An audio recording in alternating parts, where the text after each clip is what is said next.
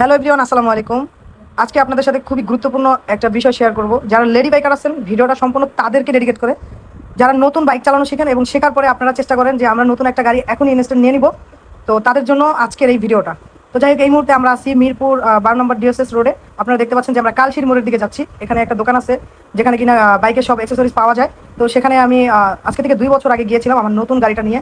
আমার হচ্ছে গিয়ে কি বলে, ব্রেক যে শু আছে, ব্রেক শুতে একটু শব্দ করতেছিল। যেহেতু আমি নতুন ছিলাম, তো বিষয়টা আমি জানতাম না যে ব্রেক শুটা কেন সাউন্ড করে।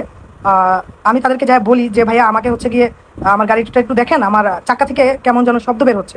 তো সে 2বার 3বার 4বার এভাবে করে দেখতে থাকে। দেখার পরে সে বলে কই কোনো তো শব্দ নাই, কই আমি তো কোনো শব্দ পাচ্ছি না, এরকমটা সে আমাকে বলে। আমি বলি ভাই আপনি একটা কাজ করেন, আপনি হচ্ছে গিয়ে গাড়িটা একটু চালান, আপনি গাড়িটা একটু চালায়া দেখেন চাকা থেকে কেমন যেন একটা শব্দ বের হয়।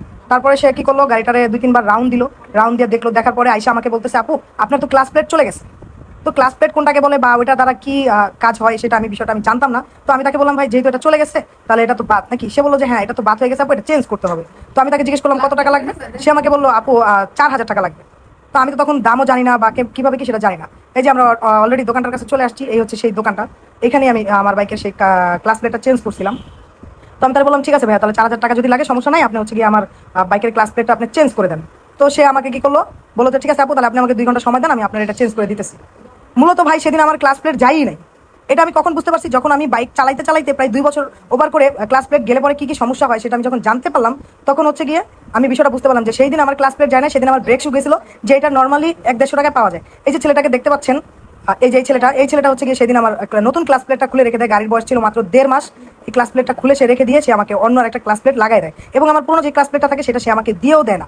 যাই হোক, তারপরে সে আমার ক্লাস প্লেটটা লাগানোর পরে সে 4,000 টাকা আমার কাছ থেকে নেয় এবং তার সার্ভিসের জন্য আরও 1,000 টাকা আমার কাছ থেকে নেয়। এই যে আপনারা যারা এই ধরনের বাইক আপনারা চালানো শিখেন, আপুদেরকে বলবো আপনারা যদি বাইকের কোনো কাজ করাইতে চান, তাহলে অবশ্যই আপনারা আপনাদের কোনো পুরনো বন্ধু যে কিনা বাইক চালানো খুব ভালোভাবে জানে তার কাছ থেকে হেল্প নেবেন। বলবেন যে আমার গাড়িতে এই সমস্যাটা হচ্ছে, কিভাবে কি করা যায় তুমি একটু আমাকে বলে দাও, বা তুমি একটু আমাকে দোকানে নিয়ে যাও।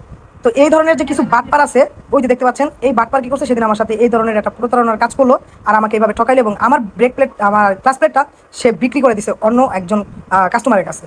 তো আপনারা দোকানটাও ভালোভাবে দেখে নিন। দোকানটা হচ্ছে কালশির মোড়ে। এই দোকানটা সবাই পলাশ নামে যদি বলে পলাশের দোকান, তাহলে সবাই কিন্তু দোকানটা চিনে। দোকানের যে মালিক আছে ওই লোকটা মোটামুটি ভালো আছে, উনি আমার সাথে এরকম কোনো কিছু করে না। কিন্তু ওই যে কর্মচারীটা রাখছে, এই যে কর্মচারীটা এখন আমার মোবাইলটা চেঞ্জ করে দিতেছে, এই ছেলেটাই এই ধরনের কাজকর্ম করে থাকে।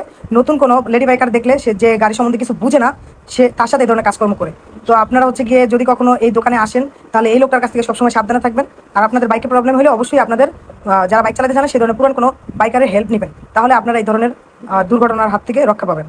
আশা করি সবাই বুঝতে পারছেন। এখন অবশ্যই অনেকে বলতে পারে আপু আবার এই দোকানে কেন আসছেন এই গাড়িটা নিয়ে। আসলে এই গাড়িটা নিয়ে আসার কারণ হচ্ছে ওই দিন ভিডিওটা করতে পারি নাই, আজকে এখান দিয়ে যাচ্ছিলাম তাই ভিডিওটা করে নিলাম, আর গাড়ির মোবিলটা একটু চেঞ্জ করে নিলাম।